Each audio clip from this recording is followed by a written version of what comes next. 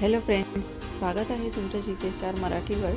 आज आपण तलाठी परीक्षा 2023मध्ये विचारलेले व्याकरण आणि सामान्य ज्ञानाचे प्रश्न बघणार आहोत। यावरून तुम्हाला एक्झाममध्ये कोणत्या प्रकारचे प्रश्न विचारले जातात याची आयडिया येईल आणि त्या पद्धतीने तुमची तयारी करू शकाल। तुम्हाला विनंती आहे की वेळ वाचवण्यासाठी तुम्ही 1.5 स्पीड करून बघा। चला तर मग सुरू करूया। आजचा आपला पहिला प्रश्न आहे, संगनमत या शब्दाचा योग्य उपयोग असलेले वाक्य शोधायचे आहे। तर संगनमत हा शब्द दिलेला आहे आणि या अर्थाचं वाक्य कोणतं आहे ते विचारलेलं आहे। तर ऑप्शन 4, दोघा भावांनी संयुक्त कृती केली हे संगनमत शब्दाचा योग्य उपयोग असलेले वाक्य आहे। म्हणून करेक्ट आन्सर काय आहे? 4 नंबरचं, दोघा भावांनी संयुक्त कृती केली। 2 नंबरचा प्रश्न आहे, कृतज्ञ शब्दाचा विरुद्धार्थी शब्द कोणता आहे? तर कृतघ्नचा विरुद्धार्थी शब्द होतो कृतज्ञ, म्हणून करेक्ट आन्सर काय आहे? ऑप्शन 4। 3 नंबरचा प्रश्न आहे, पुढीलपैकी व्याकरणदृष्ट्या योग्य वाक्यरचना असलेला पर्याय शोधा। व्याकरणाच्या दृष्टीने योग्य पर्याय कोणता आहे खालीलपैकी ते विचारलेलं आहे। तर ऑप्शन 1, लहान मुलांना अवघड संकल्पना मातृभाषेतून लवकर समजतात हे योग्य पर्याय आहे। ऑप्शन 1 ह्या प्रश्नाचं करेक्ट आन्सर आहे। 4 नंबरचा प्रश्न आहे, अमर्याद या शब्दाचा नेमका उपयोग कोणत्या वाक्यात झाला आहे? तर अमर्याद या शब्दाचा उपयोग खालीलपैकी कोणत्या वाक्यात झालेला आहे ते विचारलेलं आहे। तर ऑप्शन नंबर 4, काकांनी अजयच्या लग्नात भरमसाठ खर्च केला। तर या ठिकाणी भरमसाठ याचे समान असणारा अमर्याद हा शब्द इथे वापरण्यात आलेला आहे। तर करेक्ट आन्सर काय आहे? ऑप्शन 4। 5वा प्रश्न आहे, भंगू दे काठिन्य माझे ही सुप्रसिद्ध कविता कोणाची आहे? तर ही कविता कोणाची आहे ते विचारलेलं आहे। तर इथे तुम्ही बघू शकता की कथासंग्रह, कविता संग्रह आणि त्यांचे कवी कोण आहेत ते प्रश्न विचारले जातात। तर ते तुम्ही व्यवस्थितपणे करून ठेवले पाहिजे। तर या प्रश्नाचं उत्तर काय आहे? Option C, बा.सी. मर्ढेकर यांची भंगू दे काठिन्य माझे ही सुप्रसिद्ध कविता आहे। 6व्या नंबरचा प्रश्न आहे, अंगापेक्षा डोंगा जड या म्हणीचा नेमका अर्थ काय आहे? म्हण दिलेली आहे आणि त्याचा अर्थ खालीलपैकी कोणता बरोबर आहे ते विचारलेलं आहे। तर ऑप्शन 2, आहे त्या परिस्थितीपेक्षा जास्त मोठेपणा मिरवणे असा अर्थ होतो अंगापेक्षा डोंगा जड या म्हणीचा, म्हणून करेक्ट आन्सर काय आहे? ऑप्शन 2। 7वा प्रश्न आहे, ज्या सामासिक पदातील 2 पदे प्रथमा विभक्तीत असतात तेव्हा कोणता समास होतो? काय विचारलेलं आहे? ज्या सामासिक पदातील 2 पदे प्रथमा विभक्तीत असतात तेव्हा कोणता समास होतो? तर त्यावेळी ऑप्शन 1, कर्मधारय हा समास होतो। 8व्या नंबरचा प्रश्न आहे, तुझे आहे तुझं पाशी या नाटकाचे लेखक कोण आहेत? तर नाटक आणि त्यांचे नाटककार देखील विचारले जातात। तर इथे नाटकाचे लेखक कोण आहेत ते विचारलेलं आहे। तर या प्रश्नाचा करेक्ट आन्सर काय असणार आहे? ऑप्शन सी, पु ल देशपांडे हे याचे लेखक आहेत। कोण आहेत? तुझं आहे तुझे पाशीचे लेखक पु ल देशपांडे। 9 नंबरचा प्रश्न आहे, एखाद्याचा उत्साह भंग करणे अर्थ दिलेला आहे आणि खालीलपैकी कोणत्या शब्दाचा अर्थ हा आहे ते विचारलेलं आहे। तर उत्साह भंग करण्याचा अर्थ काय होतो? तर ऑप्शन 4, हिरमोड करणे म्हणजे एखाद्याचा उत्साह भंग करणे। तर 9व्या प्रश्नाचा करेक्ट आन्सर आहे ऑप्शन 4, हिरमोड। 10 नंबरचा प्रश्न आहे, फजिती करणे ही कृती कोणत्या वाक्प्रचारातून होते? तर फजिती करणे हे राळ उडवणे या वाक्प्रचारातून होते। तर ऑप्शन 2 या प्रश्नाचा करेक्ट आन्सर आहे। 11 नंबरचा प्रश्न आहे, दोन्ही पदे महत्त्वाची नसून तिसऱ्याच पदाचा बोध होतो तेव्हा कोणता समास होतो? हे विचारलेलं आहे। तर अशावेळी बहुव्रीही हा समास होतो। ज्यावेळी दोन्ही पदे महत्त्वाची नसतात आणि तिसऱ्याच पदाचा बोध होत असतो तेव्हा बहुव्रीही हा समास होत असतो। 12 नंबरचा प्रश्न आहे, पुढीलपैकी कोणता घटक वाक्यातील कर्तरी प्रयोग ठरवित असतो? इथे विचारलेलं आहे की विशेषण, सर्वनाम, नाम आणि क्रियापद यापैकी कर्तरी प्रयोग हे कोणता घटक ठरवत असतो? तर वाक्यातील क्रियापद हे कर्तरी प्रयोग ठरवत असतं, म्हणून करेक्ट आन्सर काय आहे? ऑप्शन 4।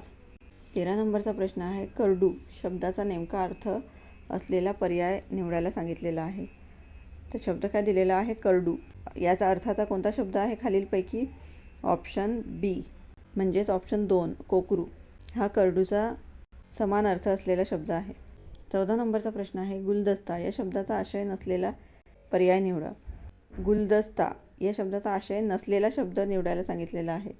तर खालीलपैकी करेक्ट आन्सर आहे ऑप्शन 2 मागचे. हा गुलदस्ताचा आशय नसलेला शब्द आहे. 15 नंबरचा प्रश्न आहे कमाल शब्दाचा विरुद्धार्थी शब्द विचारलेला आहे. तर कमालचा विरुद्धार्थी शब्द काय होतं? किमान. 3 नंबरचं ऑप्शन करेक्ट आहे. 16 नंबरचा प्रश्न आहे भीक नको पण कुत्रे आवर या म्हणीचा अर्थ कोणता ते विचारलेला आहे. तर खालीलपैकी वरील म्हणीचा अर्थ कोणता आहे? चौथा ऑप्शन नंबर 4 मदत नका करू पण आमच्या कामात अडचणी आणू नका. कोणत्या म्हणीचा अर्थ आहे? भीक नको पण कुत्रे आवड.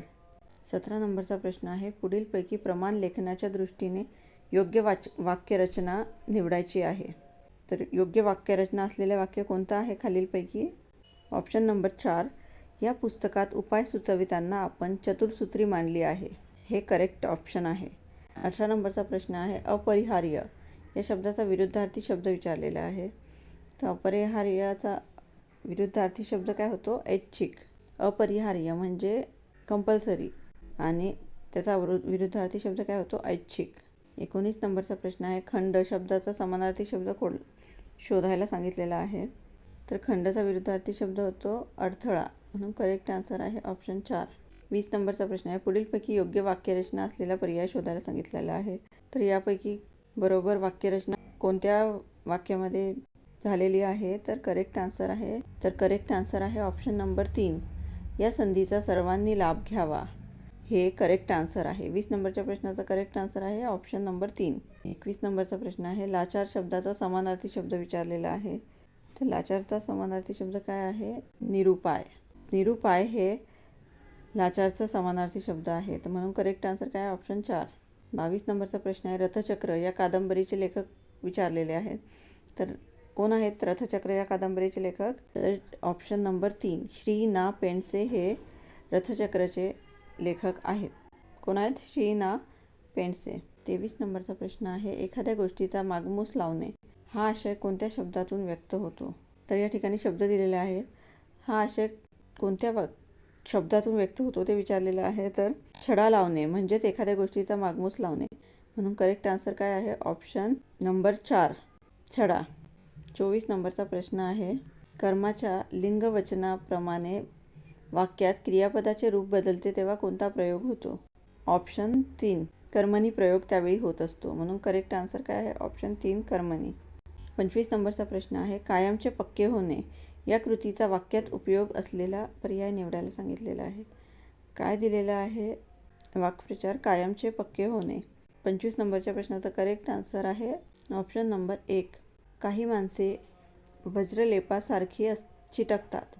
काय आहे? काही माणसे वज्रलेपासारखी चिकटतात म्हणजेच कायमचे पक्के होणे. सामान्य ज्ञानाचे प्रश्न आहेत काही. कोणत्या ग्रीक शब्दाचा अर्थ स्वरूप बदलणे असा आहे? तर ऑप्शन नंबर 1 मेटामॉर्फस म्हणजेच स्वरूप बदलणे असा याचा अर्थ होतो, म्हणून करेक्ट आन्सर आहे ऑप्शन नंबर 1 मेटामॉर्फस. खालीलपैकी कोणती एक ऑपरेटिंग सिस्टीम नाही?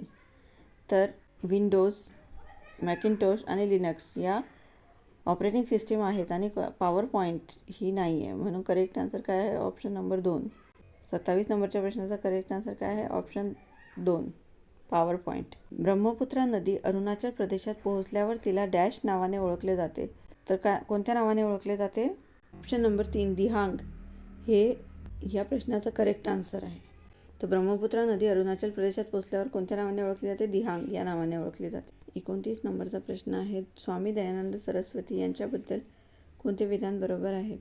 पहिलं विधान दिलेलं आहे त्यांनी आर्य समाज नावाची सुधारक संघटना स्थापन केली आणि दुसरं विधान आहे ते विधवा पुनर्विवाहाच्या विरोधात होते. तर यापैकी कोणते विधान बरोबर आहे ते विचारलेलं आहे. करेक्ट आन्सर आहे फक्त 1. तर त्यांनी आर्य समाज नावाची सुधारक संघटना स्थापन केली हेच आन्सर करेक्ट आहे, म्हणून ऑप्शन नंबर 1 फक्त 1 हे बरोबर आहे. 30 नंबरचा प्रश्न आहे 1854 लंडनमधील ईस्ट इंडिया कंपनीच्या कोर्ट ऑफ डायरेक्टर्सने भारतातील गव्हर्नर जनरल यांच्याकडे डॅश पाठवले. तर काय पाठवले होते? तर ऑप्शन नंबर 4 एक शैक्षणिक प्रेषण पाठवले होते, म्हणून करेक्ट आन्सर काय आहे? Option number 4. 30 नंबरचा प्रश्न आहे खालीलपैकी कोणत्या वनस्पतीच्या कळ्या आणि मुळे यांना पचन समस्या दूर करण्यासाठी वापरले जाते? तर ऑप्शन नंबर 4 कांचन या वनस्पतीच्या कळ्या आणि मुळे हे पाचन समस्या दूर करण्यासाठी वापरले जाते. 32 नंबरचा प्रश्न आहे, मेंदूमध्ये डॅश हा विचार मंथन करणारा मुख्य भाग आहे. कोणता मेंदूमधील भाग विचार मंथन करणारा आहे? तर ऑप्शन नंबर 4 अग्रमस्तिष्क हा भाग मंथन करणारा आहे. म्हणून 32 नंबरच्या प्रश्नाचा करेक्ट आन्सर काय आहे? Option number 4 अग्रमस्तिष्क. 33 नंबरचा प्रश्न आहे, माहिती अधिकार कायदा 2005 अंतर्गत 12 ऑक्टोबर 2005 पासून भारतात कशाची स्थापना करण्यात आली? तर माहिती अधिकार कायद्याअंतर्गत केंद्रीय माहिती आयोगाची स्थापना करण्यात आली. म्हणून करेक्ट आन्सर काय आहे? Option number 2. 34 नंबरचा प्रश्न आहे, भारताच्या मुख्य माहिती आयुक्त बाबत खालीलपैकी कोणते विधान बरोबर आहे? पहिलं विधान आहे, मुख्य माहिती आयुक्त यांची पुनर्नियुक्ती केली जाऊ शकते. आणि दुसरं विधान काय आहे? कोणत्याही मुख्य माहिती आयुक्त वयाची 65 वर्षे पूर्ण झाल्यानंतर पदावर राहणार नाहीत. तर यापैकी करेक्ट आन्सर कोणता आहे? करेक्ट विधान कोणतं आहे ते विचारलेलं आहे. तर ऑप्शन नंबर 3 फक्त 2 हे करेक्ट विधान आहे. दुसरं विधान हे बरोबर आहे. म्हणून करेक्ट आन्सर काय आहे? ऑप्शन नंबर 3 फक्त 2. 35 नंबरचा प्रश्न आहे, खालीलपैकी कोणी रत्नागिरी येथे हिंदू धर्मातील सर्व जातींसाठी खुले असलेले पतित पावन मंदिर बांधले?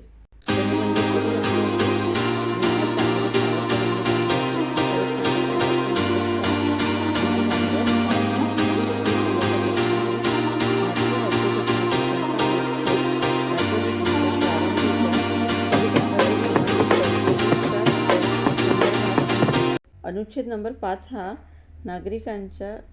नागरिकत्वाशी संबंधित तरतुदींचा आहे. म्हणून करेक्ट आन्सर काय आहे? Option number 2. 37 नंबरचा प्रश्न आहे, स्वयंघोषित जीवांच्या कार्बन आणि ऊर्जेच्या गरजा कशाद्वारे पूर्ण केल्या जातात? तर स्वयंघोषित जीवांच्या कार्बन आणि ऊर्जेच्या गरजा या प्रकाश संश्लेषणाद्वारे पूर्ण केल्या जातात. म्हणून करेक्ट आन्सर आहे ऑप्शन नंबर 4. तर आज आपण 2023च्या तलाठी परीक्षेमध्ये आलेले व्याकरण आणि सामान्य ज्ञानाचे प्रश्न बघितले.